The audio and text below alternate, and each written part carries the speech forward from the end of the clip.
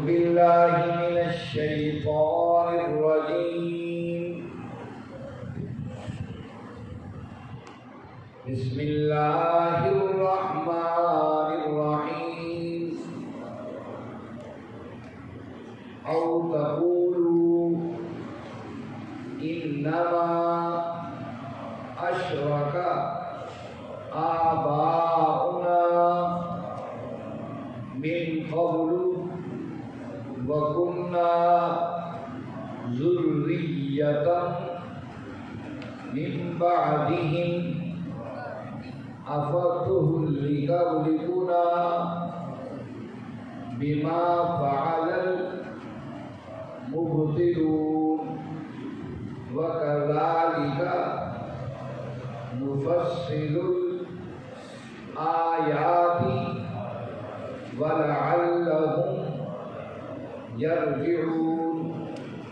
واتل عليهم نبأ الذي آتيناه آياتنا فانسلخ منها فأتبعه الشيطان فكان من الغاوين. ولو شئنا لرفعناه بها ولكنه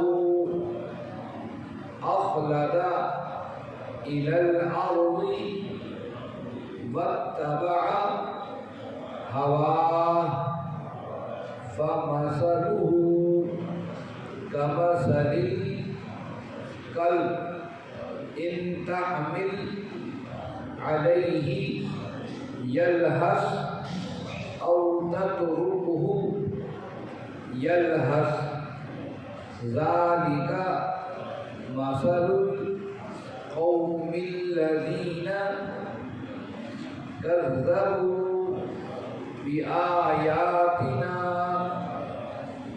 فاقصص القصص لعلهم يتفكرون. ساء مثل القوم الذين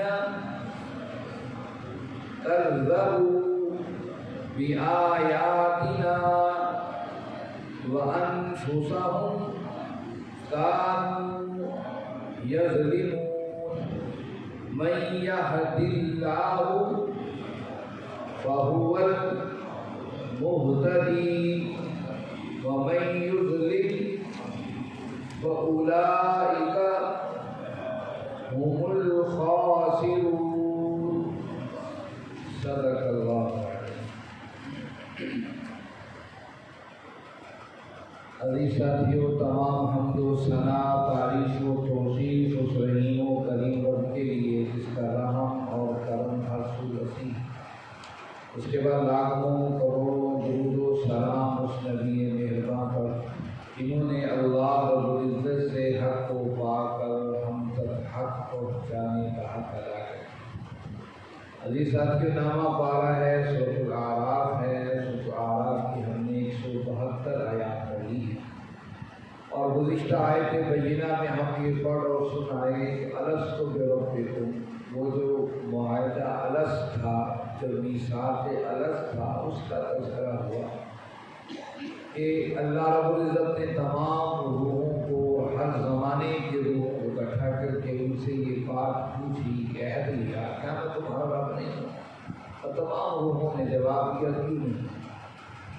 اور اس پر ہم گواہ ہیں اس معاہدے پر. آج یہ معاہدہ اور یہ میثاق ہمیں یاد نہیں ہے اور اس پر بہت سے لوگ اعتراض کرتے ہیں کہ اللہ رب العزت نے دلیل کے طور پر یہ بات کہی کہ میں تمہارا رب نہیں ہوں روحوں سے.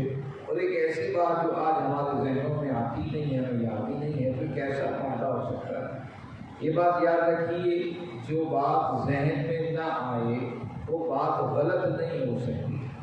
دیکھیے، آپ اور ہم نے ایک عرصہ ماں کے پیٹ کے اندر گزارا کہ آپ اور ہمیں اس زمانے میں ہمیں وہ زمانہ یاد ہے. اور اسی طریقے سے ہم پیدا ہوئے، آج ہم دیکھتے ہیں معاشروں پیدا ہوئے، کبھی اپنی پیدائش آپ اور ہمیں یاد ہے، لیکن یہ وقوع تو واقعہ ہوا ہے، آپ اور ہم نے ماں کی پیٹ میں وقت گزارا ہے، پیدا ہوئے ہیں۔ اسی طریقے سے جو بات یاد نہ رہے انسان کو تو وہ دلیل نہیں بن سکتی ہے اس حکم کی کہ یہ بات ہمیں تو یاد نہیں، لیکن بعض چیزیں ہمارے وجدان کے اندر ہوتی ہیں، فطرت کے اندر ہوتی ہیں۔ تو اللہ کی توحید ایک فطرت کی چیز ہے، فطرت کی بات ہے، اور جب بھی انسان فطرت کی طرف رغبت کرتا ہے، جوتا ہے، وہ اپنے رب کی طرف پلٹتا ہے، پکار ہوتا ہے کائنات کا خالق و مالک، ہم سب کو پالنے والا ایک اللہ ہے۔ یہی وہ معاہدہ ہے جو انسان کی فطرت کے اندر موجود ہے، جو انسان اپنی فطرت کو پہچاننے کے بعد اس کا اعلان کر دیتا ہے۔ یہ گزشتہ آیات، آج کا سبق آیت نمبر 173 سے شروع ہوتا ہے، فَرَمَاهُ بِاللَّهِ مِنَ الشَّيْطَانِ الرَّجِيمِ أَوْ تَقُولُوا إِنَّمَا أَشْرَكَ آبَاؤُنَا مِن قَبْلُ۔ اس آیت سے پہلے 72ویں آیت کے اندر ایک بات تھی کہ اللہ نے فرمایا یہ بات ہم اس لیے بتا رہے ہیں تاکہ قیامت والے دن کو یہ نہ کہے کہ ہم اس سے غافل تھے۔ یہاں دوسری بات بتائی، او تقولوا، یا تو بندہ یہ کہے انما اشرک آباؤنا، شرک تو ہمارے آباء و اجداد نے من قبل ہم سے پہلے شروع کیا تھا، وَكُنَّا ذُرِّيَّةً مِّن بَعْدِهِمْ، ہم تو ان کے بعد ان کی اولاد ہیں۔ أَفَتُهْلِكُنَا، کیا تو ہمیں ہلاک کر دے گا بِمَا فَعَلَ الْمُبْطِلُونَ، ان باطل اور غلط کام کرنے والوں کی وجہ سے۔ حضرت نے فرمایا کہ یہ لوگ اعتراض کر رہے تھے کہ شرک تو شروع کیا تھا ہمارے آباء و اجداد، ہم اسی کو دیکھ کر آگے چل پڑے ہیں، تو کیا ہم ہلاک ہو جائیں گے، انہیں کچھ نہیں کہا جائے گا؟ اس پر اللہ رب العزت نے فرمایا کہ ایسا نہیں ہے، جس نے شرک کیا وہ اس کی پکڑ میں آئے۔ دوسرے باتوں پہ اللہ نے بتا دیا کہ انسان ماں آباء و اجداد کے راستے پر نہ چلے، غور و فکر خود بھی کر لے۔ آج بھی اگر کوئی انسان ساری دنیا کے مذاہب سے لا تعلق ہو کر تنہائی کے اندر کائنات کے نظام پر غور کرے تو پکار اٹھتا ہے کہ واقعی میرا خالق اور میرا مالک اور رب وہ ایک ہے۔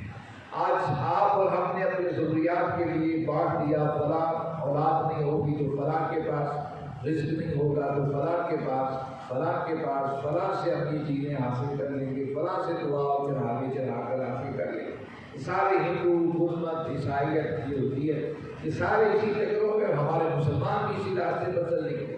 لیکن سورج کی ضروریات کو کون پورا کر رہا ہے؟ چاند کی ضروریات کو کون پورا کر رہا ہے؟ ستاروں کی ضروریات کو کون پورا کر رہا ہے؟ زمین کی ضروریات کو کون پورا کر رہا ہے؟ ہمیں اپنی ضروریات کے لیے دیگر جانب دیکھتے ہیں، کیا اس کائنات کے اندر جو چیزیں ان کی ضرورت ہے ان کی ضرورت کو کون پورا کر؟ ٹھیک ہے، آپ نے اپنے فصلوں کو اندر پانی لگایا اور وہاں سے پیڑ بوٹے نکل پڑے ہوئے، یہ سب سرسبز پہاڑوں کے اوپر یہ جنگلات اور بڑے بڑے جنگلات یہ کہاں سے اگائے ہیں؟ اور اتنے بڑے جنگلات دنیا کے اندر موجود ہیں جو دنیا کے وسیع خطے اور وسیع علاقوں پر پھیلے ہوئے ہیں، وہ آخر کس نے بنائے ہیں؟ کہ اللہ رب العزت کا نظام ہے۔ تو انسان جب ساری دنیا سے لا تعلق ہو کر کائنات پر غور کرتا ہے تو پھر وہ خود پکار اٹھتا ہے کہ میرا مالک اور خالق کوئی ہے۔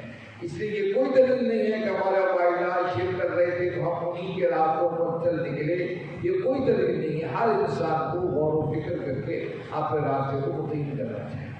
وَكَذَلِكَ نُفَصِّلُ الْآيَاتِ، اور اسی طریقے سے ہم بیان کرتے ہیں آیات، نشانیاں، وَلَعَلَّهُمْ يَرْجِعُونَ، کہ شاید کے لوگ پلٹ آئیں، یعنی کہ غور و فکر کے بعد انسان کی پلٹنے کے مرحلے اپنی طرف ہوتے ہیں۔ اللہ رب العزت اسی بات کا تذکرہ ہے۔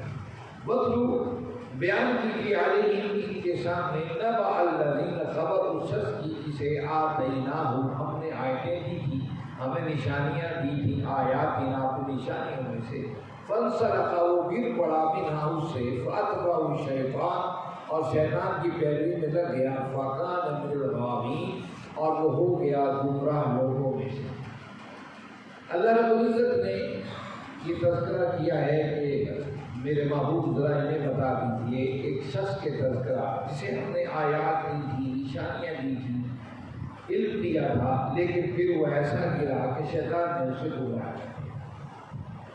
اللہ رب العزت کی عظمت یہ ہے، اور آقا کریم صلی اللہ علیہ وسلم کی سیرت میں آپ کو یہ بات ملے گی، نیکی کے حوالے سے تو نام کو واضح کر دیا جاتا ہے، لیکن کسی کی برائی کی وجہ سے اس کے نام کو واضح نہیں کیا۔ دیکھیے قرآن کے اندر ابو جہل کے حوالے سے بھی تذکرے ہوئے، قرآن مجید کے اندر عبداللہ بن ابی جو رئیس المنافق منافقوں کا سردار تھا اس کے بھی تذکرے قرآن نے کیے ہیں۔ اسی طریقے سے خالد بن ولید کے بعد ولید بن مغیرہ کا تذکرہ جو قرآن مجید کے اندر موجود ہے، لیکن نام نہیں لیا گیا۔ نام لیے بغیر ان کی صفات کے تذکرے کر دیے کہ یہ اس کے اندر یہ چیزیں ہیں، یہ برائیاں ہیں، بری پہچان لو۔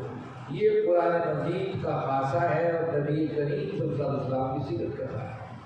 آقا کریم صلی اللہ علیہ وسلم کے پاس کبھی کسی فرد کی نام لے کر شکایت آتی اور وہ بڑی اہم ہوتی جس سے عوام الناس کو کوئی خطرہ یا کوئی مسئلہ پیدا ہو رہا ہوتا، آپ سب کو بلاتے عام جنرل انداز میں، عام فہم انداز میں، عام بات کرتے کہ میں نے ایسا ایسا سنا ہے، ایسا ایسا مت کرو۔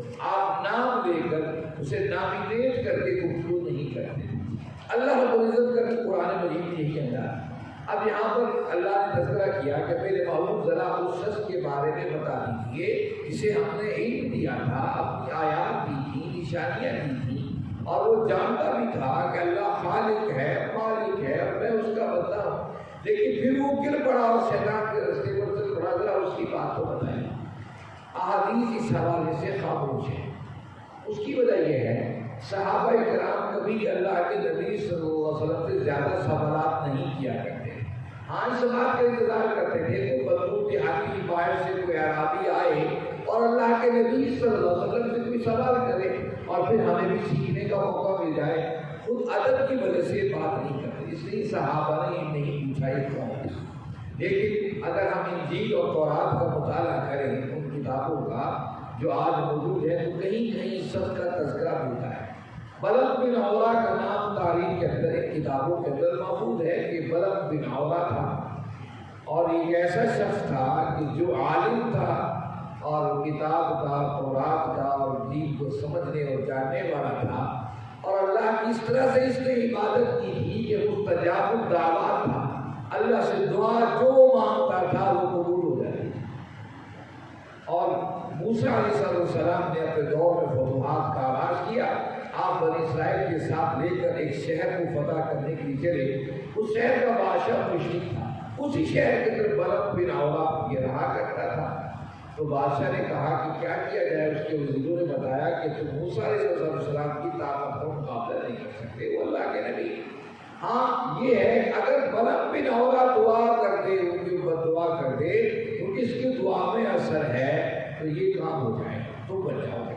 اب بادشاہ نے کاسب بھیجا بلق بن عورہ کے پاس کے سامنے جو ہے یہ کام کرنا بد دعا کر، اس نے کہا میں تو نہیں کرتا۔ اب اس نے پیسے دے دی، کتنے پیسے، اتنے رقم، اتنے مال، اتنی دولت۔ آخر انسان کا ایک حد تک جو ہوتا ہے آخر مجبور ہو گیا، اتنا پیسہ مل رہا ہے، دولت مل رہی ہے تو کیا ہے، اللہ کے نبی تو اللہ کی حفاظت میں رہیں گے، میرے بد دعا کرنے سے کیا ہوگا؟ چلو پیسہ آ رہا ہے، اس پیسے کو وصول کر لیا جائے۔ اس نے بادشاہ سے وہ رقم وصول کر لی۔ بادشاہ نے اسے کہا کہ پہاڑ کے اوپر کھڑے ہو کر بد دعا کرو۔ یہ پہاڑ پر کھڑا ہوا، اس نے دیکھا موسیٰ صلی اللہ علیہ وسلم کا لشکر حد نگاہ تک پھیلا ہوا ہے، اس نے ہاتھ اٹھائے بد دعا کے لیے، لیکن اللہ کی طرف سے وہ بد دعا نہ کر سکا، الٹے ہی موسیٰ صلی اللہ علیہ وسلم کی حمایت میں الفاظ نکل گئے۔ اس وجہ سے اللہ رب العزت نے اس کو گرا دیا، اس کو اس مقام سے گرا دیا کہ آخر بد دعا کے لیے آ تو گیا۔ اس بات کو جانتے بوجھتے ہوئے بھی کہ موسیٰ علیہ السلام اللہ کے رسول ہیں، اللہ کے نبی ہیں اور اللہ کی مدد کے ساتھ ہے، یہ جانتا تھا، تورات کو بھی جانتا تھا، احکامات کو بھی جانتا تھا، یہ کیوں گر گیا؟ تو بعض محدثین نے کہا کہ اس میں بلق بن عورہ کا تذکرہ ہے، لیکن اس پر احادیث کے اندر اور بھی افراد ہیں۔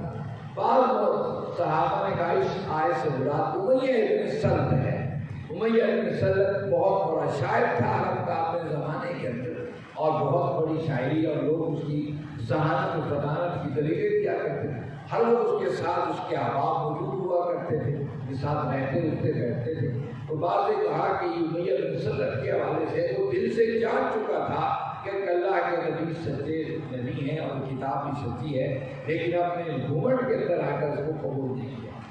بعض لوگوں نے محدثین نے ایک عامر نامی شخص کا تذکرہ کیا کہ یہ شخص اللہ کے نبی صلی اللہ علیہ وسلم کی تشریف آوری سے پہلے یہ جان چکا تھا کہ یہی عرب کا خطہ ہے، یہی مکہ اور مدینہ ہے جہاں آخری نبی نے آنا ہے۔ تو اس نے بڑی عبادات کی تھی، بہت زیادہ سجدے اور سجود کیے تھے، بہت زیادہ اس امید پر کہ وہ آخری نبی میں ہی بن جاؤں، مجھے وہ مقام حاصل ہو جائے۔ لیکن جب اللہ کے نبی صلی اللہ علیہ وسلم تشریف لے کر آئے تو اس شخص نے پہلا شخص اس نے انکار کر دیا۔ بعض فقہا اور بعض صحابہ کا خیال یہ ہے اس آیت سے مراد وہ شخص، لیکن اللہ رب العزت نے یہ بات عام طور پہ کہہ کر پوری دنیا انسانیت کے بارے میں واضح کر دیا کہ ایسے لوگ موجود ہیں معاشروں کے اندر جو جانتے ہیں کہ بات سچ اور برحق ہے، قرآن سچی کتاب ہے جس کے ماننے والے دنیا کے اندر سر اٹھا کر جیے، اور یہ واقعی انسان کی زندگیوں کو زندہ کرنے کی کتاب آئی ہے۔ لیکن پھر وہ کہتے ہیں کہ میری ذاتی معاملے، میرے معاملے، میری برادری کے معاملے، یہ معاشرہ کیا کہے گا، حالات وہ نہیں ہیں، یہ وہ چیزیں، یہ وہ الفاظ ہیں جس کی وجہ سے انسان گر جاتا ہے۔ اللہ نے اسی کی طرف اشارہ کیا، وَأَتْبَعَهُ الشَّيْطَانُ، پھر اس نے شیطان کی پیروی کی، وَكَانَ مِنَ الْغَاوِينَ، اور وہ گمراہ پہ گر گیا۔ وَلَوْ شِئْنَا لَرَفَعْنَا بِهِ، اگر ہم چاہتے لرفعناہ، ہم اسے بلندی دے سکتے تھے، بہا، اس کے ذریعے جو اس کے پاس علم موجود تھا، ولکنہ، لیکن اس اخلد الی الارض، وہ زمین کی طرف گرنا اس نے گوارا کر لیا، واتبع ہواہ، وہ پیروی کی اپنی خواہشات کی، فمثلہ، اس کی مثال ایسی مثال ہے کمثل القلب، جیسے کتے کی مثال، ان تحمل علیہ یلحس، کہ تم اس کی طرف کو ٹکڑا پھینکو، یلحس تو بھی زبان لٹکائے رکھتا ہے، او تترکہ، یا اسے چھوڑ دو، یلحس تب بھی وہ زبان لٹکائے رکھتا ہے۔ ذالک مثل القوم الذین کذبوا بآیاتنا، یہ مثال ان قوموں کے لیے ہے جو انکار کرتی ہیں، جھٹلاتی ہیں ہماری نشانیوں کو۔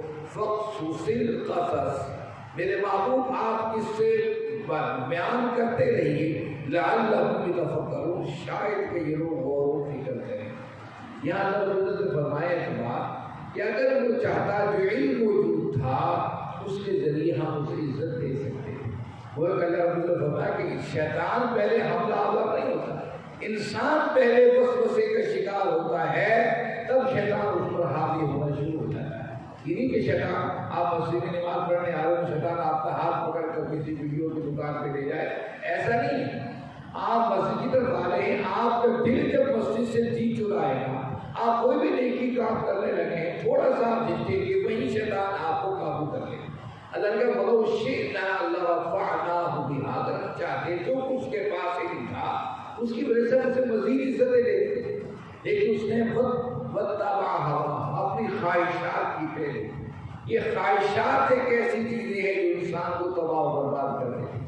یہ خواہش ہی تو ہے، سائیکل ہے تو موٹر سائیکل کی خواہش، موٹر سائیکل ہے تو گاڑی کی خواہش، گاڑی ہے تو بہترین گاڑی کی خواہش، گھر ہے تو بہترین گھر کی خواہش۔ اسلام نے بہترین سے منع نہیں کیا ہے، یہ نہیں کہا کہ انسان جو ہے خوب سے خوبصورت کی تلاش نہ کرے، اسلام اجازت دیتا ہے خوب سے خوبصورت کی تلاش میں رہے، لیکن خواہشات کے پیچھے نہ ہوئے۔ وہ جو کچھ بھی کرے اس میں اچھی نیت اور خیر کی نیت رکھے۔ مثال کے طور پر ایک بندہ سواری خریدتا ہے اور اس نیت سے خریدنے، ہر ایک نے، آپ اور میں نے سب نے خریدنی ہے، جس کو ضرورت ہے اس نے لینی ہے، لیکن اگر اس نیت سے لے کر اللہ، اس سے میں دوسروں کے کام آؤں، کسی میرے بھائی کو ضرورت ہوگی تو میں اس کے لیے حاضر رہوں گا، یا کوئی مشکل پریشانی کسی انسانوں کے لیے، معاشرے کے افراد کے لیے آئی تو میری گاڑی میری سواری حاضر رہے گی، میں اس پہ اس کی ہیلپ آؤٹ کروں گا۔ جب یہ بندہ سوچ لیتا ہے، سوچ کے کوئی چیز گاڑی سواری خریدتا ہے، اس میں خیر و برکت تو ہوتی ہے، کبھی اس کو ضرورت کسی کی ہیلپ کی، کسی کی مدد کرنے کی پڑے یا نہ پڑے، لیکن اس کو اس کا اجر مل جاتا ہے۔ تو یہ نیتوں کے اجر ہوا کرتے ہیں۔ تو خواہشات یہ بھی نیت سے شروع ہوتی ہے، تباہی بربادی لا دیتی ہے۔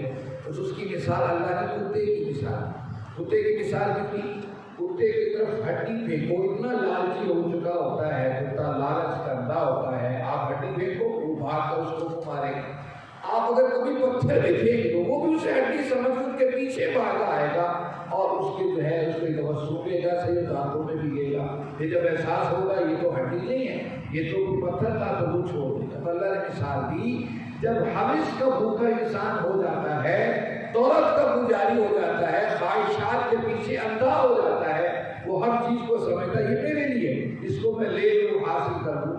اور یہاں اس کی آیت کے ساتھ اس مثال کو اس طرح کی جوڑا، جس کے پاس آیات تھیں اور اس کو مال و دولت کے ذریعے نشانیاں تھیں، مال و دولت کے ذریعے جب اس کو قابو کر لیا تو اس طرح دولت کا بندہ ہو گیا، کوئی بھی چیز کی طرف دی جاتی وہ سمجھتا بس اس کو لے لوں، اسے حاصل کر لوں۔ آپ کتے کو دیکھیے، گھنٹی کی طرف پھینک دیے، 2-4 کتے آ گئے تو کتا تنہا سب سے لڑنے کے لیے تیار ہوتا ہے کہ پہلے میرا حق ہے اس کے اوپر۔ اللہ نے مثال دی، جب خواہشات کا بندہ ہو جاتا ہے تو بس پھر آنکھیں بند کر کے نہیں دیکھتا ہے حلال و حرام، اس کے پیچھے دوڑ لگا دیتا ہے۔ اللہ نے فرمایا کچھ دو تو بھی اس کی زبان لٹکی رہتی ہے، نہ دو تو بھی آپ کے پیچھے شاید ابھی کچھ چیز پھینک دے گا، زبان لٹکائے پیچھے پڑا رہتا ہے۔ یہ ان لوگوں کی مثال، قوموں کی مثال دی جو خواہشات کے پیچھے اور جو ہے نفس کے پیچھے اور دولت کے پیچھے بھاگے چلے جا رہے ہیں، ان کی زبان لٹکی ہی رہے۔ اب فقصص القصص، میرے محبوب ان کے قصے ان کو سناتے چلے جائیں۔ گویا کہ واقعات سنانے سے انسان کو تذکرہ اور فہم ملتا ہے۔ میں امام حنیفہ رحمۃ اللہ علیہ کی تذکرہ ہو رہا ہے، ان کی وہ باتیں بتاؤں جو کتابوں میں لکھی ہیں تو یہ بڑا وزنی اور سنگین معاملہ ہوتا ہے، کیونکہ بعض ایسے علمی نکات ہیں آپ اور ہماری سمجھ سے باہر، لیکن جو واقعات ان کی زندگی کے میں آپ کے سامنے رکھتا ہوں، آپ میں سے تقریباً 90% لوگوں کو ذہنوں میں یہ واقعات تازہ ہو جاتے ہیں، یا کبھی پہلے سنے تھے اور بھی تازہ ہو جاتے ہیں۔ تو واقعات سے بات کو سمجھانا بہت ہی آسان طریقہ ہے، اس لیے فقصص القصص، میرے محبوب ان کے سامنے قصص واقعات ماضی کی سنائیے، لعلہم یتفکرون، تاکہ غور و فکر کر سکیں۔ ساء مثلا للقوم الذین کذبوا بآیاتنا، برے ہی مثال ان لوگوں کی جنہوں نے جھٹلایا ہماری آیات کو، وانفسہم کانوا یظلمون، انہوں نے اپنی جانوں پر خود ظلم کیا۔ من یہد اللہ فہو المہتدی، اور اللہ نے کہا جسے اللہ ہدایت دینا چاہے فہو المہتدی، بس وہی ہدایت یافتہ ہو سکتا ہے۔ ومن یضلل، اور جسے گمراہ کر دے فاولئک هم الخاسرون، بس وہی دنیا میں ناکام اور آخرت میں ناکام۔ یہاں اللہ نے بتا دیا کہ ہدایت پر چلنا بھی اللہ کی رضامندی کے ساتھ ہے۔ اسے تو اللہ سے توفیق مانگا، رب اوزعنی، اللہ مجھے توفیق دے۔ دیکھیے اللہ نے کہا لئن شکرتم لازیدنکم، جتنا شکر کرو گے اللہ تمہیں زیادہ دے گا، لیکن دوسرے مقام پر شکر کے حوالے سے رب اوزعنی ان اشکر نعمتک، اللہ سے توفیق مانگو۔ گویا کہ اللہ کا شکر ادا کرنا بھی بغیر توفیق کے ممکن نہیں ہے۔ اللہ توفیق دے گا تو آپ اس کا شکر ادا کرو۔